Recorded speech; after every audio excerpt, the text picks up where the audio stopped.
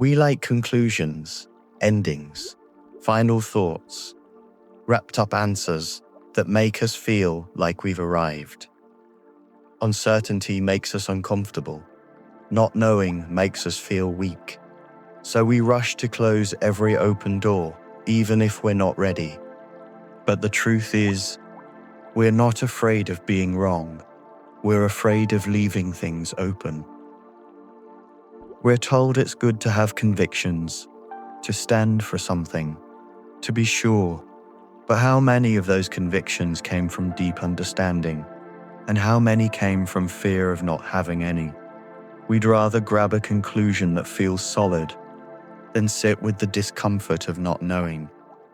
Even in conversations, notice how quickly people try to land the point, to resolve the tension, to win, to sound complete. Because sounding complete feels safer than admitting we're still unsure. This happens with beliefs too. Spiritual, political, philosophical, even personal. We pick a position, not always because we fully understand it, but because we don't want to keep asking questions. Because the longer things stay open, the more alone we feel, the more unstable it gets. So we close it, even if that means believing something we haven't really earned. Think about how many people inherit beliefs from their family, their culture, their upbringing, and never look back.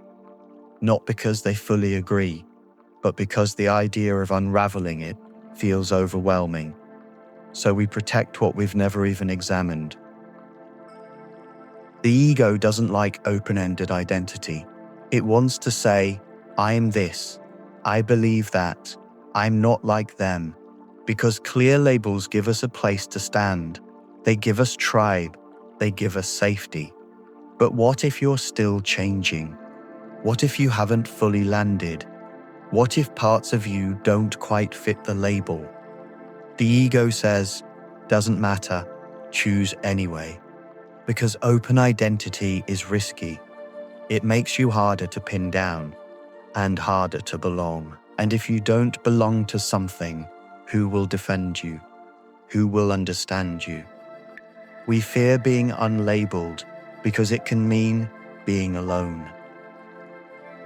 We do this with people too. Someone hurts us, we label them.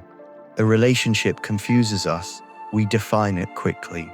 They're toxic, they don't care. I was the problem. Why? Because leaving something open means you might never get closure.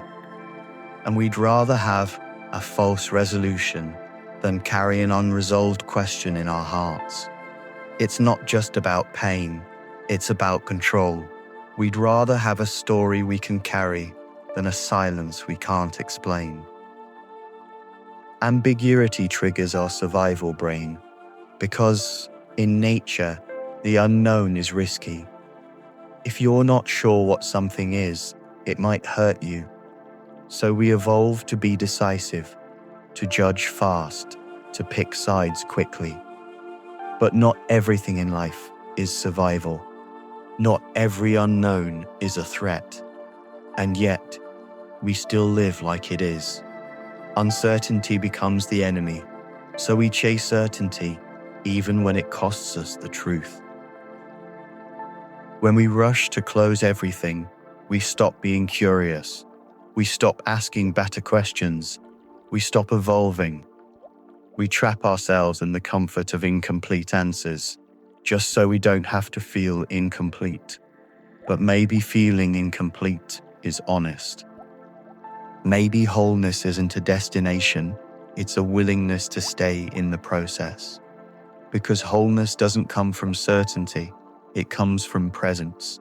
And presence means being able to say, I don't know, not yet, maybe never, but I'm here anyway. Leaving things open takes strength, not because you're indecisive, but because you're honest enough to wait. You wait until you understand. You wait until the feeling settles. You wait until you've asked the hard questions and not just grabbed the nearest answer to feel better. You don't rush the ending. You let it reveal itself, or you accept that some things never do. You stop demanding resolution. You start making peace with mystery. And somewhere in that stillness, you grow. Certainty is loud, but truth is often unfinished. You don't have to rush to define everything. You don't have to pretend you've landed.